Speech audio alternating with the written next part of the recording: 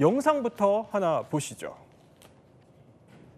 자, 가지런히 진열되어 있어야 할 집기들이 저렇게 어지럽게 널브러져 있습니다. 어젯밤 제주에서 목포로 향하던 여객선 내부의 모습인데요.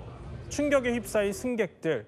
자, 무인도에 저렇게 반쯤 올라탄 선체. 대체 이 여객선에서 무슨 일이 있었던 걸까요?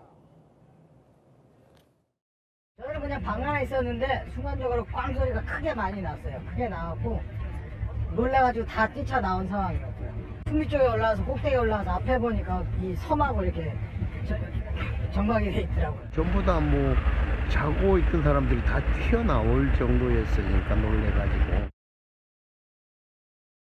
자, 그러니까 목포로 가야 할 여객선이 무인도에 걸터 앉아있으니 승객들이 얼마나 놀랐겠습니까? 대체 무슨 일이 벌어졌던 거죠? 이게 지금 제주를 출발해서 목포로 향하던 여객선 퀸 제누비아 2호가 8시 17분, 그러니까 오후입니다. 저녁 8시 17분에 갑작스럽게 무인도인 이 족도, 이 전남 신안의 해상에 있는 무인도인데요. 예. 족도를 들이받은 겁니다. 그래서 선체가 거의 절반 가까이 걸터 앉은, 지금 무인도에 걸쳐진 상황이거든요. 예. 저 정도로 올라탄 그런 상황이고 충돌을 한 상황이기 때문에 안에 있던 승객들 굉장히 놀랐을 것 같은데요. 탑승자가 승무원들 포함해서 267명으로 파악이 됐었는데 이 최초의 신고를 받은 해경 측에서 빠르게 경비정을 출동을 시켰습니다. 그래서 배들을 동원해서 8시 54분부터 구조를 시작을 했고요.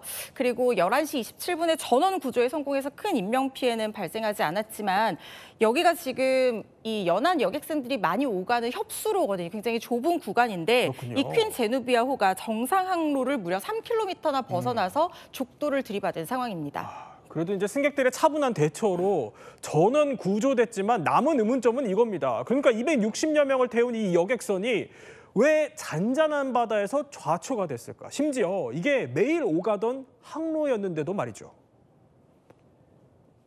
진술한 내용이 뉴스를 보고 있었다. 근데 이거는 본인이 하는 진술일 뿐이고요. 아무튼 이게 저희는 이제 중과실로 보고 있습니다. 언제부터 자동 조타를 놓고 핸드폰만 보고 있었는지 그건 휴대폰 포렌식을 해봐야 알 수 있는 사항입니다.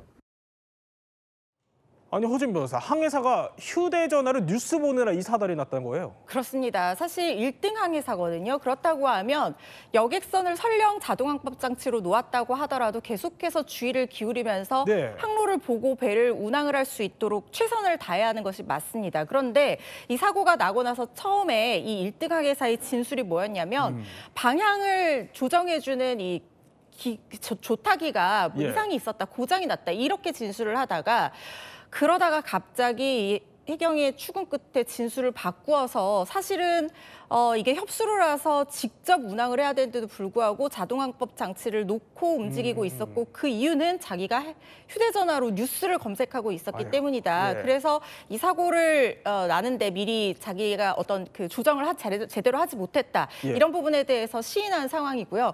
그리고 사실 이 여객선의 운영 규정을 보면 야간 근무에는 2인이 반드시 같이 근무를 해야 되고 예. 선장이 근무 시간이 아니었다고 하더라도 이렇게 좁은 구간을 지나는 곳에서는 안에 있어야 되거든요. 그런데 2명이 같이 있지도 않았고 선장도 일시적으로 자리를 비웠다는 겁니다. 그러니까 1등 항해사의 과실을 최소한으로 무마시켜줄 만한 어떤 빈 자리를 메워줄 만한 그런 인력도 없었던 것으로 보입니다. 아니, 그러니까 자동항법 장치로 해놓고 휴대전화로 뉴스를 보고 있었다 이렇게 진술을 한 건데 그러면 저 지점이 자동항법 장치로 운항하면 안 되는 곳이었다는 얘기도 있더라고요. 맞습니다. 지금 말씀하신 대로 사고가 난 전남 신안군요. 예.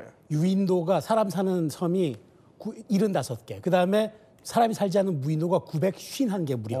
그래서 우리나라에서 자치단체 가운데 가장 많은 유무인도 섬을 보유한 곳이라 굉장히 저기서는 자동항법에 의존하면 안 되고 직접 손으로 해야 되고. 수동으로. 더더군다나 협수로라고 그랬잖아요.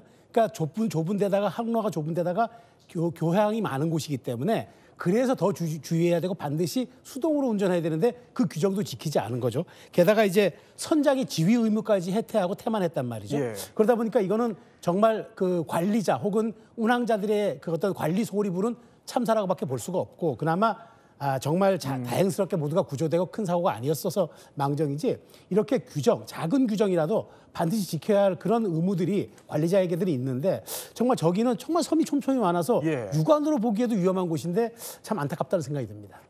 그러면 관제센터는요? 관제센터가 충실하게 임무를 다 했는지도 따져봐야 될 대목이거든요. 예. 사고 여객선이요. 분명하게 90도 각도로 방향을 틀었어야 하는 지점이 있었는데 그걸 지나치고 좌초까지 되는데 3분이 걸렸어요. 그런데 이 관제센터랑 전혀 교신한 흔적이 남아있지 않았다는 겁니다. 그래요? 관제센터가 제대로 역할을 했더라면 네. 이 지점에서 90도로 분명히 방향을 틀어야 되는데 왜 안 되지? 라고 뭔가 관제사가 얘기했을 법도 한데 이런 교신 흔적이 없었기 때문에 당시에 뭐 배 여러 대 있었다라고 얘기를 하고 있는 것으로 알려지고 있는데 이 부분도 관제사가 제대로 관제센터에서 역할을 했는지 이 부분도 조사에서 가려져야 할 대목입니다. 결국 그 항해사와 조타수 긴급 체포됐다 이런 소식이 조금 전에 들어왔습니다. 선장 역시도 그 책임이 좀 적지 않아 보이는데요. 그러니까 결국엔 이겁니다. 딴짓하다가 낸 것으로 보이는 사고인데 이게 조사 결과 사실로 드러나면 어떤 처벌을 받게 되죠? 중과실치상 혐의가 적용될 것으로 보입니다. 그러니까 일반 과실치상과는 다르게 중과실이라고 하는 것은 직업상 또는 평균적인 일반인의 관점에서 충분히 예견 가능한 어떤 위험을 무시하는 그런 과실을 저질렀을 때 비교적 과실이 일반 과실보다 더 무겁다고 보고 중과실치상죄를 적용하고 처벌도 더 무겁게 되어 있거든요.